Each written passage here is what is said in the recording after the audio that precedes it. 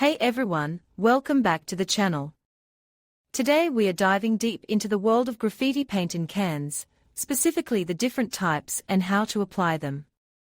So, let's start with the important features of these paints. First, you have the pressure, which determines how much paint comes out with each spray. Higher pressure means more paint, which is great for covering large areas quickly, but can also lead to overspray if you're not careful. Lower pressure is better for detail work, but you'll need to spray more times to get the desired coverage. Next, we have the nozzle. This is the part that controls the shape and size of the paint stream. You'll find different types of nozzles, like fan nozzles for broad coverage, and fine tip nozzles for precise lines. Then there's the cap.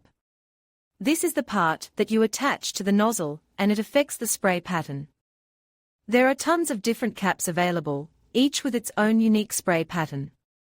You can get caps that create a wide, even spray, or caps that create a fine, controlled mist. Experimenting with different caps is a great way to find what works best for you. And finally, we have the paint itself. There are different types of paint formulas, each with its own advantages and disadvantages. Some paints are designed for quick drying, while others are designed for durability. You'll also find paints with different levels of gloss and opacity. Now, let's talk about the main types of graffiti paint in cans. The most common type is acrylic paint. It's water-based, which means it's easy to clean up and dries quickly. It's also very versatile, and you can find it in a wide range of colors.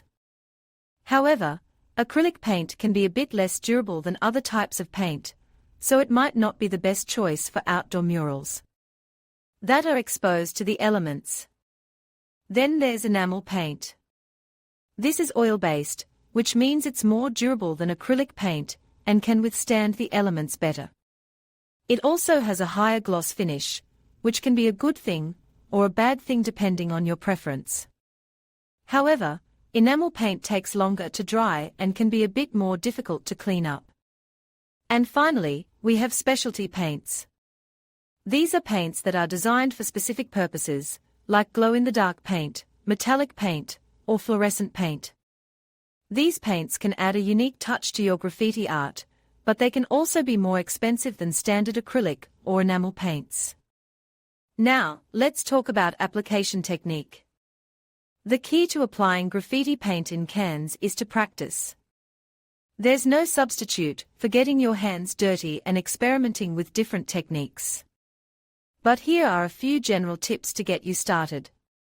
First, hold the can at a consistent distance from the surface.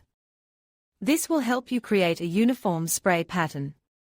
Second, use a steady hand. Don't rush the process. Take your time and let the paint flow smoothly. Third, use overlapping strokes. This will help you create a solid, even coat of paint. Fourth, practice different techniques. There are many different ways to apply graffiti paint in cans. Experiment with different techniques to find what works best for you. And finally, clean up your mess. Graffiti paint can be messy, so it's important to clean up your workspace after you're done. Use a rag and some soap and water to clean up any spills or splatters. That's it for today's video. I hope you found this information helpful. Remember, practice makes perfect, so get out there and start creating. Don't forget to like and subscribe for more graffiti tips and tricks. See you next time. Hey everyone, and welcome back to the channel. Today, we are diving deep into the world of graffiti paint in cans. We are gonna talk about the different types of paint you can find, the popular manufacturers, and some essential tips and tricks for applying it like a pro. So, let's start with the basics. When it comes to graffiti paint, there are a few key things to consider.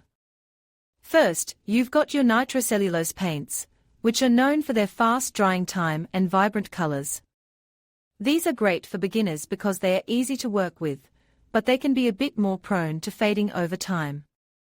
Then there's acrylic paint, which is a more durable option. It's water-based, so it's easier to clean up, and it's also less likely to fade. However, acrylic paint can take a bit longer to dry than nitrocellulose. Now, let's talk about some of the most popular manufacturers in the graffiti paint world. You've got Montana cans, which are known for their high-quality paint and wide range of colors. They are a bit pricier, but they are definitely worth the investment if you're serious about your art. Then there's Ironlac, another popular brand that's known for its vibrant colors and smooth application. They are a great option for both beginners and experienced artists. And of course, you can't forget about Krylon, a more budget-friendly option that's still great for beginners.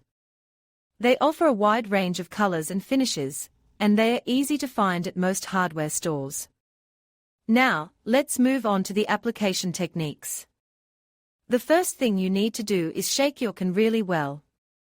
You want to make sure the paint is evenly mixed and that you're getting a consistent spray. Next, you need to hold the can at the right distance from your surface.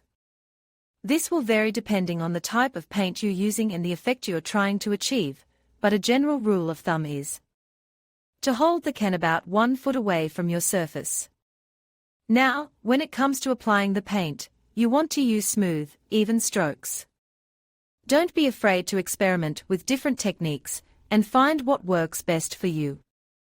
And remember, practice makes perfect. The more you use spray paint, the better you'll get at controlling it. So, there you have it. A quick overview of graffiti paint in cans. I hope this video has been helpful and informative.